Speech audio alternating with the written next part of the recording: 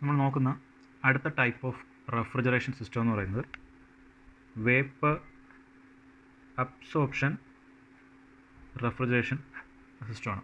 Vapour absorption refrigeration system. Okay, നമ്മൾ മുമ്പ് പഠിച്ചിട്ടുള്ള വേപ്പർ കംപ്രഷൻ സിസ്റ്റമായിട്ട് കമ്പയർ ചെയ്യുമ്പോഴത്തേക്കും ആ നെയിമിൽ തന്നെ നമുക്കറിയാം ആ ഡിഫറൻസ് വരുന്ന ടേം കംപ്രഷൻ എന്ന പ്രോസസ്സിന് പകരം അല്ലെങ്കിൽ അബ്സോർപ്ഷൻ യൂണിറ്റ്. ഓക്കെ, അത് തന്നെയാണ് ശരിക്കും വേപ്പർ കംപ്രഷനും വേപ്പർ അബ്സോർപ്ഷനും തമ്മിലുള്ള ഏറ്റവും ബേസിക് ആയിട്ടുള്ള ഡിഫറൻസ് എന്ന് പറയുന്നത്. നമുക്ക് ആദ്യമേ വേപ്പർ കംപ്രഷൻ സിസ്റ്റത്തിൻ്റെ ഡയഗ്രാം ഒന്ന് നോക്കാം. ഇന്നത്തെ പഠിച്ചിട്ടുള്ളതായിരുന്നു റിവ്യൂ ചെയ്യാം. Vapour compression system. ഓക്കെ, നമുക്കറിയാം വേപ്പർ കംപ്രഷൻ സിസ്റ്റത്തിൽ 4 കമ്പോണൻസ് ആണുള്ളത്. First one we have an evaporator heat absorb ചെയ്യുന്നു. റെഫ്രിജറൻറ്റ് ലിക്വിഡ് റെഫ്രിജറൻറ്റ് വേപ്പറായിട്ട് മാറുന്നു at low pressure. Okay, then ഈ ലോ പ്രഷറിലുള്ള റെഫ്രിജറൻറ്റ് വേപ്പർ കംപ്രസറിൽ എൻ്റർ ചെയ്യും. കംപ്രസറിൽ വെച്ചിട്ട് അതിൻ്റെ പ്രഷർ റൈസ് ചെയ്യും. So we will getting high pressure at the outlet of compressor. Also refrigerant വേപ്പറായിട്ടാണ് കംപ്രസറിൽ എൻ്റർ ചെയ്യുന്നത്. അതേപോലെ തന്നെ റെഫ്രിജറൻറ്റ് വേപ്പറായിട്ട് തന്നെയാണ് കംപ്രസറിൽ നിന്ന് എക്സിറ്റ് ചെയ്യുന്നത്. ഓക്കെ, പ്രഷർ മാത്രമാണ് അവിടെ റൈസ് ചെയ്തിരിക്കുന്നത്, കൂടെ ടെമ്പറേച്ചറും റൈസ് വന്നിട്ടുണ്ട്. ദെൻ ഈ ഹൈ പ്രഷർ റെഫ്രിജറൻറ്റ് വേപ്പർ കണ്ടൻസറിൽ കൂടെ പാസ് ചെയ്യുമ്പോഴത്തേക്കും അറ്റ്മോസ്ഫിയറിലേക്ക് ഹീറ്റ് റിജക്റ്റ് ചെയ്യും. Okay, corresponding to this high pressure കണ്ടൻസറിലെ ടെമ്പറേച്ചറിൽ വെച്ച് ഇതിന് ഫേസ് ചേഞ്ച് നടക്കും. അതായത് റെഫ്രിജറൻറ്റ് വേപ്പറിൽ നിന്നും it will be converted into high pressure refrigerant ലിക്വിഡായിട്ട് കൺവേർട്ട് ആവും. ഓക്കെ, കാരണം കംപ്രസറിന് ശേഷം ഔട്ട്ലെറ്റ് വരുന്ന ഹൈ പ്രഷറിന് കറസ്പോണ്ടിങ് ആയിട്ട് ആ റെഫ്രിജറൻറ്റിൻ്റെ സാച്ചുറേഷൻ ടെമ്പറേച്ചർ കണ്ടൻസർ ടെമ്പറേച്ചറിന് ഈക്വലൻ്റ് ആയിരിക്കും. ദെൻ കണ്ടൻസറിൽ നിന്ന് പുറത്ത് വരുന്ന high pressure refrigerant liquid evaporator കൂടെ പാസ് ചെയ്യുമ്പോഴത്തേക്കും ഹൈ പ്രഷറിൽ നിന്ന് ലോ പ്രഷറായിട്ട് മാറും. Okay, also during that process ഒരു ചെറിയ portion of refrigerant liquid vaporise ചെയ്യും. കാരണം പ്രഷർ ഡ്രോപ്പ് ചെയ്തതുകൊണ്ട് അതിൻ്റെ ബോയിലിംഗ് പോയിൻറ്റും ഡ്രോപ്പ് ചെയ്തിട്ടുണ്ടാവും. സോ ആ ടെമ്പറേച്ചർ കുറയുന്നതനുസരിച്ച് അതിനകത്ത് നിന്നുള്ള കുറച്ച് എമൗണ്ട് ഓഫ് ലിക്വിഡ് അല്ലെങ്കിൽ റെഫ്രിജറൻറ്റ് വേപ്പറായിട്ട് മാറും. So here will be getting A mixer of refrigerant liquid plus vapour. ഇതാണ് ഒരു വേപ്പർ കംപ്രഷൻ സിസ്റ്റത്തിൻ്റെ വർക്കിംഗ് വരുന്നത്. ഇതിൽ കംപ്രസർ എന്ന് പറഞ്ഞ ആ ഒരു കമ്പോണൻറ്റിനെയാണ് നമ്മൾ വേപ്പർ അബ്സോർപ്ഷൻ സിസ്റ്റത്തിൽ റീപ്ലേസ് ചെയ്യുന്നത്. ഓക്കെ, സോ ഇവോപ്പറേറ്ററിൻ്റെ ഔട്ട്ലെറ്റ് മുതൽ കണ്ടൻസറിൻ്റെ ഇൻലെറ്റ് വരെയുള്ള ഇത്രയും സെക്ഷനാണ് നമ്മൾ മാറ്റിയിട്ട് വേറെ ഒരു യൂണിറ്റ് കൊണ്ട് ആഡ് ചെയ്യാൻ പോകുന്നു. ഓക്കെ, സോ വേപ്പർ അബ്സോർപ്ഷൻ സിസ്റ്റത്തിലും ബാക്കി 3 കമ്പോണൻസും ഉണ്ട്. കണ്ടൻസറിൽ നിന്ന് ഔട്ട് വരുന്നത് ഹൈ പ്രഷറിലുള്ള റെഫ്രിജറൻറ്റ് ലിക്വിഡാണ്. അത് എക്സ്പാൻഷൻ വാല്യൂ കൂടെ പാസ് ചെയ്യുമ്പോഴത്തേക്കും ലോ പ്രഷറിലുള്ള റെഫ്രിജറൻറ്റ് ലിക്വിഡ് പ്ലസ് വേപ്പർ എന്ന കണ്ടീഷനിലേക്ക് മാറും. ദെൻ ആ ലോ പ്രഷറിലുള്ള refrigerant liquid plus vapour mixture ഇവോപ്പറേറ്ററിൽ ഔട്ട്സൈഡിൽ നിന്ന് ഹീറ്റ് അബ്സോർബ് ചെയ്ത് റെഫ്രിജറൻറ്റ് വേപ്പറായിട്ട് മാറും അറ്റ് ലോ പ്രഷർ. ഓക്കെ, കണ്ടൻസറിൻ്റെ ഇൻലെറ്റിൽ വരുമ്പോഴും it will be at high pressure and refrigerant vapour ആയിരിക്കും corresponding to this high pressure കണ്ടീഷനിൽ. ഓക്കെ, ഇത്രയും സെക്ഷൻ വേപ്പർ കംപ്രഷനിലും സെയിം തന്നെയാണ്. നമ്മൾ ചെക്ക് ചെയ്ത് കഴിഞ്ഞാൽ കണ്ടൻസർ ഹൈ പ്രഷർ ലിക്വിഡാണ്, കണ്ടൻസറിൻ്റെ ഔട്ട്ലെറ്റിൽ ഹൈ പ്രഷർ റെഫ്രിജറൻറ്റ് ലിക്വിഡാണ്. എക്സ്പാൻഷൻ കഴിഞ്ഞ് low pressure refrigerant liquid plus vapour, ഇവിടെയും അത് സെയിം തന്നെയാണ്. ഇവോപ്പറേറ്ററിൻ്റെ ഔട്ട്ലെറ്റ് വരുമ്പോഴത്തേക്കും റെഫ്രിജറൻറ്റ് വേപ്പർ അറ്റ് ലോ പ്രഷറാണ്. ഇവിടെ നോക്കിയാലും അങ്ങനെ തന്നെ refrigerant vapour at low pressure ആണ്. ഓക്കെ, സോ നമ്മൾ ഈ കംപ്രസറിന് പകരമായിട്ടാണ് ഒരു സെറ്റ് ഓഫ് യൂണിറ്റ്സ് വയ്ക്കുന്നത്. ടുഗദർ നമ്മൾ അബ്സോർപ്ഷൻ യൂണിറ്റ് എന്ന് പറയും. ഒരു സിംഗിൾ എക്യുപ്മെൻറ്റിൽ നമ്മൾ വയ്ക്കുന്നത് ഒരു സെറ്റ് ഓഫ് എക്യുപ്മെൻറ്റ്സ് ആണ് വയ്ക്കുന്നത്. സോ അതിന് നമ്മൾ കംപ്രസറിൻ്റെ പർപ്പസ് എന്തായിരുന്നു? ഒരു വേപ്പർ കംപ്രഷൻ സിസ്റ്റത്തിൽ നമ്മുടെ റെഫ്രിജറൻറ്റ് വേപ്പറിനെ ലോ പ്രഷറിൽ നിന്ന് ഹൈ പ്രഷറിലേക്ക് റൈസ് ചെയ്യുക. എന്തിനു വേണ്ടിയിട്ട്? ആ ഒരു പ്രഷർ ഡ്രോപ്പ് എക്സ്പാൻഷൻ വാല്യൂവിൽ വരുമ്പോഴാണ് നമുക്ക് ആവശ്യമായിട്ടുള്ള ടെമ്പറേച്ചർ ഡ്രോപ്പ് കിട്ടുന്നത്, അല്ലേ? ഇവോപ്പറേറ്ററിൽ ഹീറ്റ് അബ്സോർബ് ചെയ്യാനായിട്ടുള്ള ലോ ടെമ്പറേച്ചറിൽ റെഫ്രിജറൻറ്റ് കിട്ടാൻ വേണ്ടിയിട്ടാണ് നമ്മളിവിടെ പ്രഷർ ഡ്രോപ്പ് ചെയ്യുന്നത്. കാരണം പ്രഷർ ഡ്രോപ്പ് ചെയ്യുമ്പോൾ കറസ്പോണ്ടിങ് ആയിട്ട് ഒരു ടെമ്പറേച്ചർ ഡ്രോപ്പും വരും. സോ അതായിരുന്നു. അപ്പം ആ ഒരു ഹൈ പ്രഷർ ക്രിയേറ്റ് ചെയ്യുക. കാരണം എത്രത്തോളം ഹൈ പ്രഷറിൽ നിന്ന് ലോ പ്രഷറിലേക്കാണോ ആ ഒരു എക്സ്പാൻഷൻ നടക്കുന്നത് അല്ലെങ്കിൽ ആ ഒരു പ്രഷർ ഡ്രോപ്പ് നടക്കുന്നത്, അത്രയും കൂടുതൽ തന്നെ നമുക്ക് ആ ഒരു ടെമ്പറേച്ചർ ഡ്രോപ്പും കിട്ടും. അപ്പോൾ അതിന് വേണ്ടിയിട്ടാണ് നമ്മളൊരു കംപ്രസർ യൂസ് ചെയ്യുന്നത്. So ideally purpose of compressor is to produce a high pressure. Okay, അല്ലെങ്കിൽ to elevate the refrigerant vapour from evaporator pressure to condenser pressure. ഇനി പ്രഷർ റൈസ് ചെയ്യാനായിട്ട് നമുക്കറിയാവുന്ന വേറെ ഏതൊക്കെ എക്യുപ്മെൻറ്റ്സ് ഉണ്ട് കംപ്രസറിന് പകരമായിട്ട്? നമുക്കറിയാം കംപ്രസറിൽ ഓപ്പറേറ്റ് ചെയ്യുന്നത് ഗേഷ്യസ് കമ്പോണൻസ് ആയിരിക്കും അല്ലേ. റെഫ്രിജറൻറ്റ് വേപ്പർ ആണെങ്കിലാണ് നമ്മൾ കംപ്രസർ യൂസ് ചെയ്യുന്നത്. നമുക്കൊരു റെഫ്രിജറൻറ്റ് ലിക്വിഡിനെ പ്രഷറൈസ് ചെയ്യാനാണെന്നുണ്ടെങ്കിൽ ഒരു പമ്പ് യൂസ് ചെയ്യാം. പക്ഷേ ഇവിടുത്തെ പ്രശ്നം എന്ന് പറഞ്ഞാൽ നമുക്ക് ഇവാപറേറ്റർ ഔട്ട്ലെറ്റിൽ വരുന്നത് റെഫ്രിജറൻറ്റ് വേപ്പറാണ്. സോ ഈ റെഫ്രിജറൻറ്റ് വേപ്പറിനെ സം കൈൻഡ് ഓഫ് ലിക്വിഡായിട്ട് കൺവേർട്ട് ചെയ്താൽ മാത്രമേ നമുക്കൊരു പമ്പിലോട്ട് കണക്ട് ചെയ്യാൻ പറ്റൂ. സോ അതിനുവേണ്ടി ആദ്യം നമ്മൾ ഈ റെഫ്രിജറൻറ്റ് വേപ്പറിനെ റെഫ്രിജറൻറ്റ് ലിക്വിഡായിട്ട് കൺവേർട്ട് ചെയ്യാൻ നമ്മൾ യൂസ് ചെയ്യുന്ന first ഡിവൈസാണ് absorber. First device which we are using to convert this refrigerant vapor to refrigerant liquid. Okay, ആദ്യത്തെ കമ്പോണൻ്റ് ആണ്. സോ അബ്സോർബറിൽ നമുക്ക് വെറുതെ റെഫ്രിജറൻറ്റ് വേപ്പറിന് ലിക്വിഡായിട്ട് കൺവേർട്ട് ചെയ്യുകയല്ല ചെയ്യുന്നത്. അബ്സോർബറിൽ there will be some kind of absorbent liquid. Absorbent liquid ഉണ്ടാവും അബ്സോർബറിൽ. അതായത് ഇവിടെ നിന്ന് വരുന്ന റെഫ്രിജറൻറ്റ് വേപ്പർ സേ ഞാനിപ്പോൾ യൂസ് ചെയ്യുന്നത് ഒരു അമോണിയ വാട്ടർ സിസ്റ്റമാണെന്ന് അസ്യൂം ചെയ്യുക. ഓക്കെ, അങ്ങനെയാണെന്നുണ്ടെങ്കിൽ അവിടെ അമോണിയ ആയിരിക്കും റെഫ്രിജറൻ്റ് ആക്ട് ചെയ്യുന്നത്, ദെൻ വാട്ടർ ആയിരിക്കും അവിടുത്തെ അബ്സോർബൻ്റ് ആയിട്ട് ആക്ട് ചെയ്യുന്നത്. വാട്ടർ എന്ന് പറഞ്ഞ അബ്സോർബൻറ്റ് ലിക്വിഡ് ഞാൻ ഈ അബ്സോർബറിൽ വെച്ചിട്ടുണ്ട്. അതിലേക്ക് ഞാൻ ഈ റെഫ്രിജറൻറ്റ് വേപ്പറിനെ കൊണ്ടുവന്ന് അബ്സോർബൻറ്റ് ലിക്വിഡിൽ കൊണ്ടുവന്ന് നമ്മൾ മിക്സ് ചെയ്യും. അബ്സോർബൻറ്റ് ലിക്വിഡിൽ. ഓക്കെ, സോ ഇവിടെ വരുമ്പോഴത്തേക്കും it is refrigerant vapour plus absorbent ലിക്വിഡാണ് അബ്സോർബറിനകത്തുള്ള കണ്ടീഷൻ.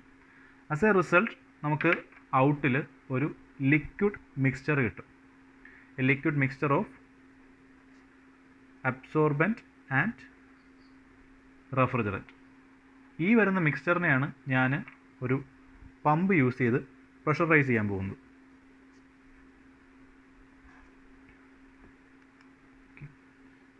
ഞാനൊരു പമ്പ് യൂസ് ചെയ്ത് ഈ ഒരു അബ്സോർബൻറ്റ് റെഫ്രിജറൻറ്റ് മിക്സ്ചറിനെ പ്രഷറൈസ് ചെയ്യുകയാണ് ടു ദി ഹൈ പ്രഷർ. ഇവിടെ ഇൻലെറ്റിൽ ലോ പ്രഷറിലെ അബ്സോർബൻറ്റ് ആൻഡ് റെഫ്രിജറൻറ്റ് മിക്സ്ചറാണ്. അത് ഞാൻ പമ്പ് ചെയ്ത് ഒരു ഹൈ പ്രഷറിലുള്ള അബ്സോർബൻറ്റ് ആൻഡ് റെഫ്രിജറൻറ്റ് മിക്സ്ചറായിട്ട് കൺവേർട്ട് ചെയ്യുകയാണ്. ഓക്കെ, ഇനി അടുത്ത സ്റ്റെപ്പിൽ നമുക്ക് എന്തായിരിക്കും വേണ്ടത്? ഇവിടെ ഇപ്പോൾ അബ്സോർബൻറ്റും ഉണ്ട് റെഫ്രിജറൻറ്റും ഉണ്ട്, രണ്ടും ഹൈ പ്രഷറിലാണ് കിട്ടിയിരിക്കുന്നത്. നമുക്കിനി ഇതിനകത്ത് നിന്ന് റെഫ്രിജറൻറ്റിനെ സെപ്പറേറ്റ് ചെയ്യണം അല്ലേ, കാരണം റെഫ്രിജറൻറ്റ് മാത്രമേ നമുക്ക് കണ്ടൻസറിലോട്ട് പാസ് ചെയ്യേണ്ട ആവശ്യമുള്ളൂ. സോ ആ റെഫ്രിജറൻറ്റിനെ സെപ്പറേറ്റ് ചെയ്യാൻ വേണ്ടി നമ്മൾ യൂസ് ചെയ്യുന്ന അടുത്ത ഡിവൈസാണ് കോൾഡ് എ ജനറേറ്റർ.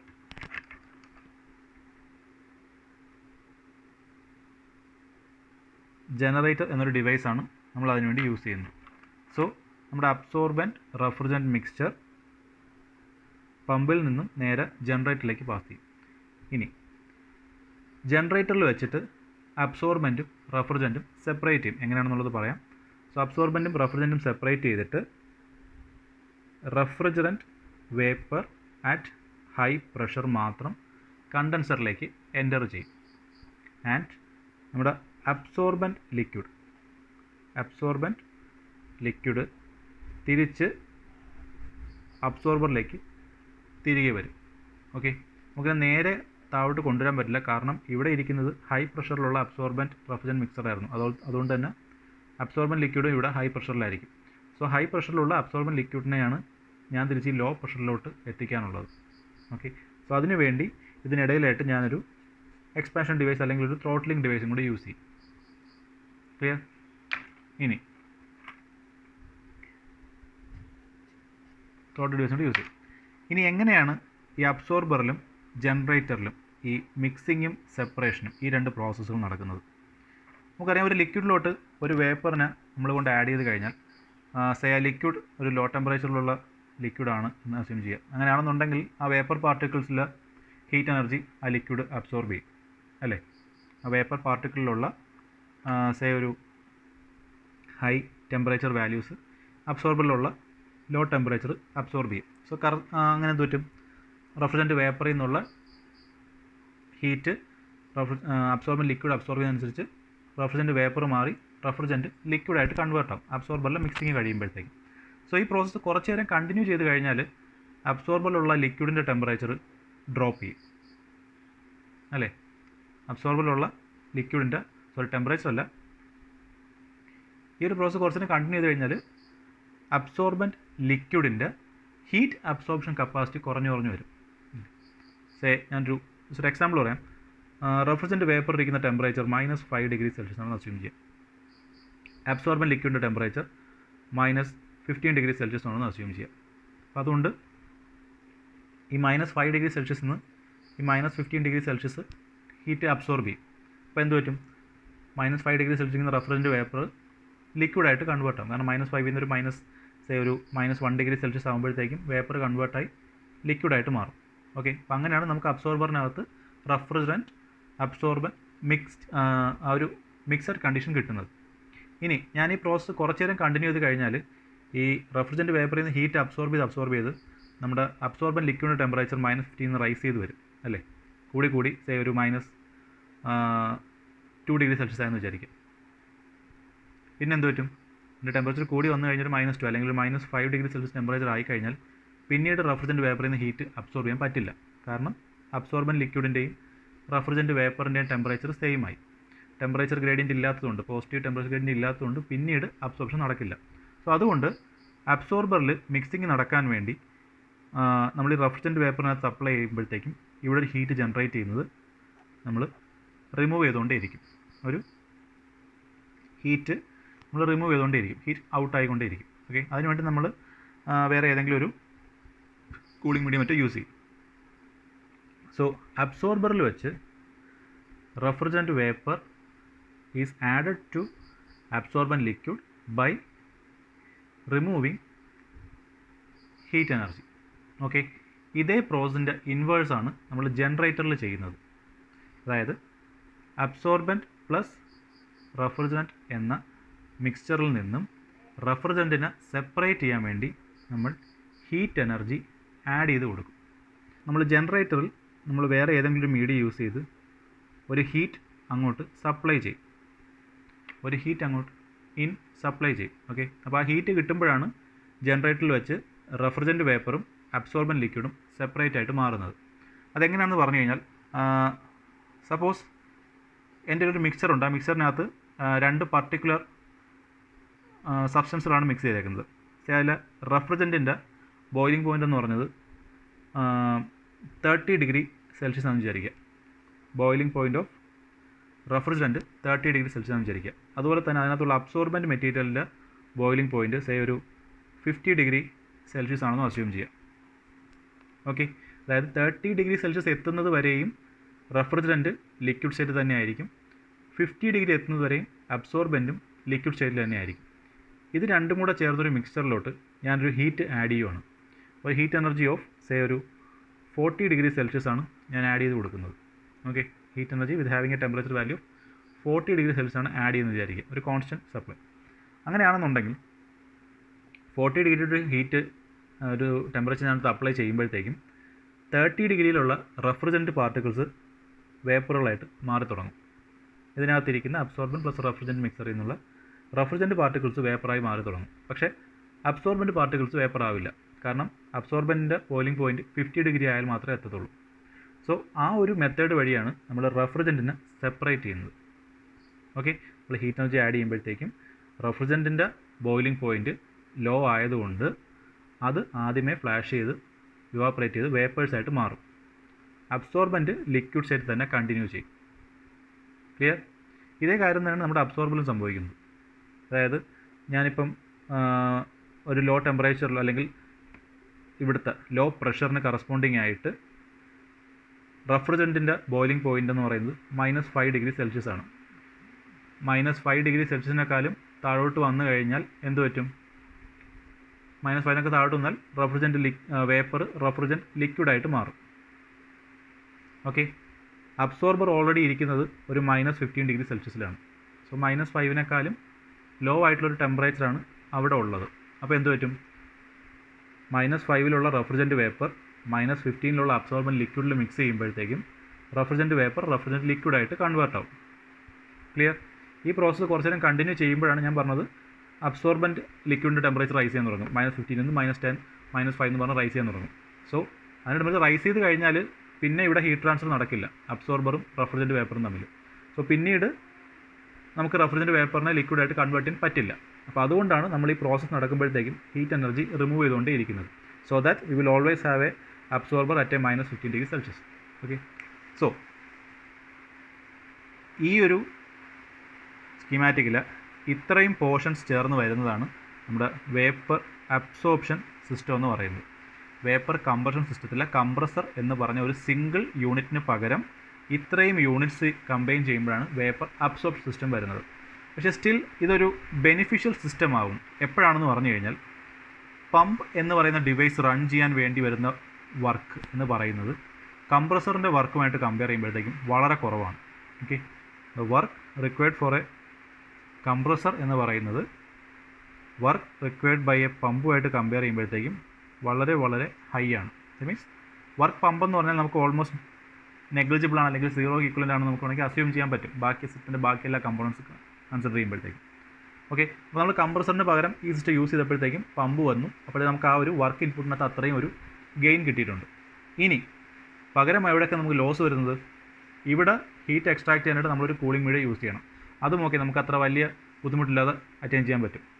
ഡിഫിക്കൽട്ടി വരുന്നത് എവിടെയെന്ന് വെച്ചാൽ, ജനറേറ്ററിൽ നമ്മളൊരു ഹീറ്റ് സപ്ലൈ കൊടുക്കാനുണ്ട് അല്ലേ, ഒരു ഇൻപുട്ട് ഹീറ്റ് വാല്യൂ ജനറേറ്ററിലോട്ട് നമ്മൾ സപ്ലൈ ചെയ്യാനുണ്ട്. അപ്പം ഈ ഒരു ഹീറ്റ് എനർജി എവിടെ നിന്ന് കിട്ടും എന്നതാണ് ശരിക്കും അവിടുത്തെ വർക്ക് ഇൻപുട്ട് എന്ന് പറയുന്ന ക്വാണ്ടിറ്റി. പമ്പിൻ്റെ വർക്ക് നമ്മൾ നെഗ്ലക്റ്റ് ചെയ്യുകയാണെങ്കിൽ ശരിക്കും വേപ്പർ അബ്സോർപ്ഷൻ സിസ്റ്റത്തിലെ ഇൻപുട്ട് എനർജി എന്ന് പറഞ്ഞു കഴിഞ്ഞാൽ നമ്മൾ ജനറേറ്ററിൽ സപ്ലൈ ചെയ്യുന്ന ഹീറ്റ് എനർജിയാണ്. ഈ ഒരു ഹീറ്റ് എനർജി നമുക്ക് ഫ്രീ ആയിട്ട് അവൈലബിൾ ആകുമെങ്കിൽ അത്തരം സിറ്റുവേഷൻസിൽ മാത്രമേ നമ്മൾ വേപ്പർ അബ്സോർപ്ഷൻ സിസ്റ്റം യൂസ് ചെയ്യൂ.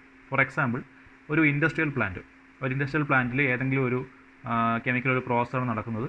അപ്പോൾ ആ പ്രോസസ്സിൻ്റെ ബൈ പ്രോഡക്റ്റ് ആയിട്ട് ഒരു ഹീറ്റ് എനർജി ലിബറേറ്റ് വരുന്നുണ്ട്. അല്ലെങ്കിൽ പോട്ടെ, ഒരു ബോയിലർ എന്നൊരു എക്യുപ്മെൻ്റ് ഉണ്ടെന്ന് വിചാരിക്കാം. ബോയിലറിൽ നിന്ന് ടർബൈനിൽ നമ്മൾ റൺ ചെയ്തതിന് ശേഷം വരുന്ന സ്റ്റീമിനകത്തും there will be an amount of heat energy available. അതല്ല എങ്കിൽ സോളാർ ഹീറ്റ്. അപ്പോൾ ഇതേപോലത്തെ വേസ്റ്റ് ആയിട്ട് കിട്ടുന്ന, അല്ലെങ്കിൽ ഒരു ബൈ പ്രോഡക്റ്റ് ആയിട്ട് കിട്ടുന്ന, അല്ലെങ്കിൽ ഈസിലി അവൈലബിൾ ആയിട്ടുള്ള ഹീറ്റ് എനർജീസ് ആണ് നമുക്ക് കിട്ടുന്നതെന്നുണ്ടെങ്കിൽ അത്തരം സിറ്റുവേഷൻസിൽ, അത്തരം ഇൻഡസ്ട്രികളിൽ മാത്രമാണ് നമ്മൾ ഈ വേപ്പർ അബ്സോർപ്ഷൻ സിസ്റ്റം യൂസ് ചെയ്യുന്നത്. അങ്ങനെ ഒരു ഹീറ്റ് എനർജി അവൈലബിൾ അല്ലാത്തത് കൊണ്ടാണ് നമ്മളൊരു വേപ്പർ അബ്സോർപ്ഷൻ സിസ്റ്റത്തിൻ്റെ ബേസിൽ റെഫറൻസ് സിസ്റ്റം ഒരിക്കലും ഹൗസ് ഹോൾഡ് ആപ്ലിക്കേഷന് വേണ്ടി യൂസ് ചെയ്യാറില്ല. അവിടെ എല്ലാം കംപ്രസർ തന്നെയാണ് നമുക്ക് കൂടുതൽ ബെനിഫിഷ്യൽ. കാരണം ഇലക്ട്രിക് കറണ്ടിൽ നിന്ന് കംപ്രസർ റൺ ചെയ്യുന്നതാണ് നമുക്ക് കൂടുതൽ ബെനിഫിഷ്യൽ ആയിട്ട് വരുന്നത്. ഓക്കെ, ദെൻ റെഫ്രിജറൻറ്റിൻ്റെയും അബ്സോർബൻറ്റിൻ്റെയും മെറ്റീരിയൽസിൻ്റെ ബേസിൽ പല ടൈപ്സ് ഓഫ് സിസ്റ്റംസ് നമ്മൾ യൂസ് ചെയ്യാറുണ്ട്. Lithium bromide system, ammonia water system, അങ്ങനെ ഒരുപാട് ടൈപ്പ് ഓഫ് സിസ്റ്റം യൂസ് ചെയ്യാറുണ്ട്. അതിൽ ഒരെണ്ണം റെഫ്രിജറൻറ്റും ഒരെണ്ണം അബ്സോർബൻറ്റുമായിട്ടായിരിക്കും ആക്ട് ചെയ്യുന്നത്. ദെൻ ഇതേ പ്രിൻസിപ്പിളിൽ വർക്ക് ചെയ്യുന്ന വേറെയും ചില മോഡിഫിക്കേഷൻസ് ഉണ്ട്. അതാണ് നമ്മൾ ഇലക്ട്രോളിക്സ് റെഫ്രിജറൻറ്റ് സിസ്റ്റം അല്ലെങ്കിൽ കൊമേഴ്ഷ്യൽ വേപ്പർ അബ്സോർപ്ഷൻ സിസ്റ്റം എന്നൊക്കെ പറയുന്നത്. ബേസിക് പ്രിൻസിപ്പിൾ എല്ലാത്തിൻ്റെയും സെയിം ആണ്, ജസ്റ്റ് ആ ഒരു അറേഞ്ച്മെൻറ്റ്സിൽ മാത്രമാണ് ഡിഫറൻസുകൾ വരുന്നത്.